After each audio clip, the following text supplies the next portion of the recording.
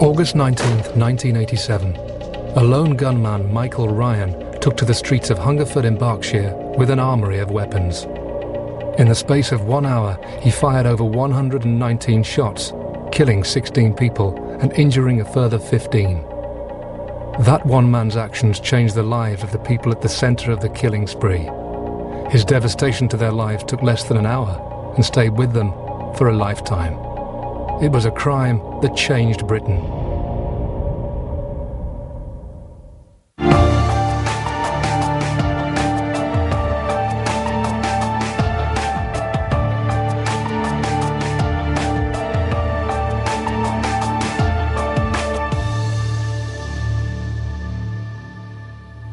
I could hear gunfire, and that's not, that's quite usual around here, but I knew it was the wrong type of gunfire. I knew something was wrong. Among those killed were passers-by and a policeman who tried to reason with him. Just said to Mum, "Oh my God, I've been shot," to which her response was, "Don't be stupid." And with that, he just opened fire on Mum's side of the car. Many people knew the gunman, a local man in his mid-20s who collected weapons. It's somebody that's been living within the community and somebody that would certainly have known quite a lot of his victims by sight, if not by name. Ambulance crews had come under fire as they attempted to tend for the wounded. You have people saying, my daughter or my son's up there and why aren't you doing anything? And people were shouting at you, but you couldn't actually put the crews at risk. A heavily armed man walking through this quiet country town, shooting people apparently at random. It's just going to alter everybody's perspective of life, full stop. Michael Ryan was a 27-year-old who lived with his mum in Hungerford. His father had passed away 2 years previously. Ryan was a quiet man who kept himself to himself. He shunned socialising, instead dedicating time to his one passion, guns, spending hours down at the shooting range. He'd never come to police notice, he wasn't known to us, and he wasn't known, in all fairness, to many people in Hungerford.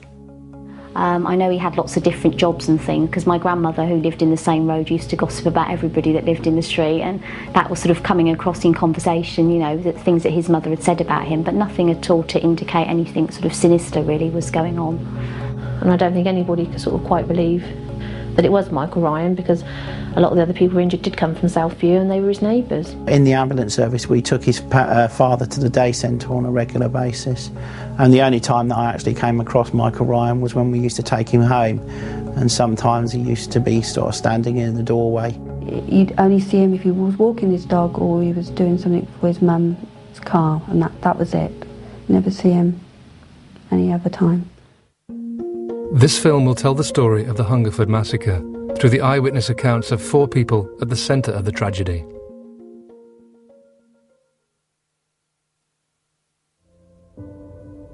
Alison Chapman was a 16-year-old living in the next road up from Michael Ryan. A resident in Hungerford all her life, she knew the area well. Alison was getting ready to return to work after having lunch at home with her mum.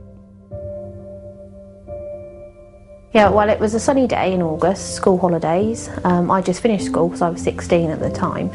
I'd come back from work in the morning and I was just at home with Mum. We were having lunch. What time do you finish today? Not late, I hope.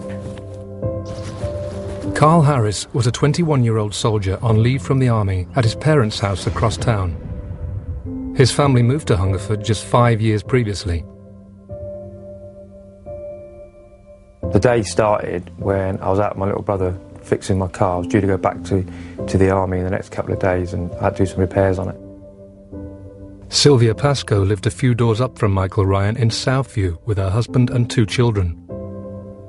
She had been his neighbour for 10 years. That day, she'd risen early to do the housework before going to meet her sister. The 19th of August was a nice sunny day, and getting up, doing my job, so I'd organised to go and meet my sister, so needed to get the house spick and span, and was in my night dress and dressing gown. My children were outside playing with the next door neighbours' kids, and it was just an everyday event really. Sarah Britton had been a nurse for 12 years. Just 3 days before, she had swapped her nursing duties for a managerial role and was still finding her feet at a new hospital, the Princess Margaret, 47 miles away in Windsor.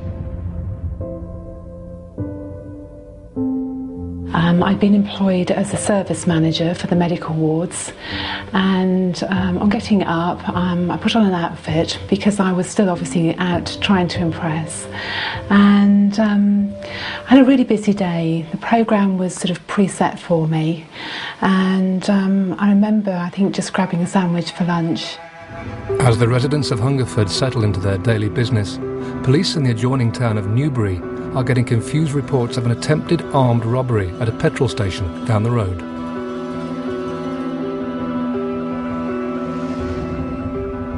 These calls to the police are the first indications of a gunman on the loose. In Savernake Forest, 10 miles from Hungerford, Michael Ryan marches Sue Godfrey away from her small children and shoots her 13 times. He has just claimed his first victim. He then drives to the petrol station en route to Hungerford, firing at an attendant. And now he's heading straight towards Alison Chapman and her mum. Michael Ryan has returned to Southview and set the family home on fire with the petrol he has just bought. When he returns to his car and it fails to start, he reaches breaking point. He shoots his dog. Then turns the gun on his neighbours, killing Roland and Sheila Mason and injuring Marjorie Jackson and Lisa Mildenhall.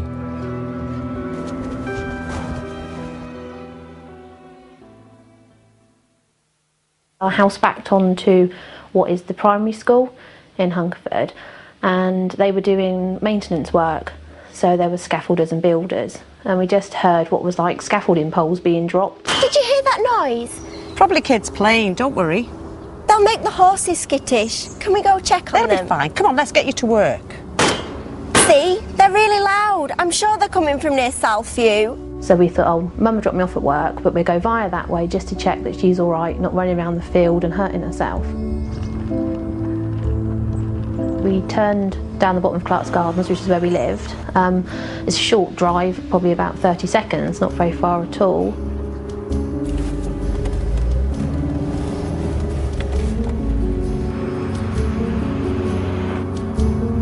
As Alison and her mum head towards Southview, over at the hospital, Sarah Britton is receiving sketchy reports of a serious incident unfolding in Hungerford.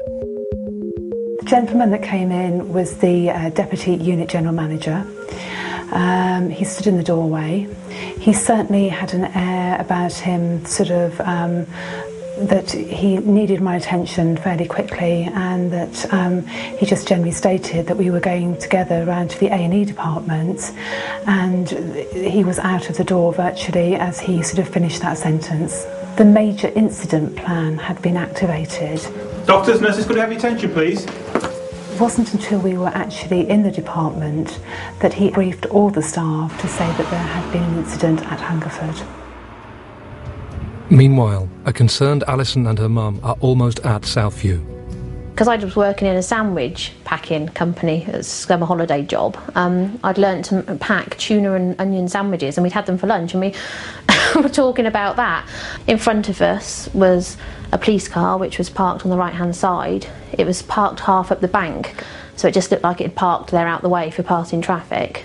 In front of the car, our car, Michael Ryan was stood with the gun across his chest. He was in camouflage from head to toe.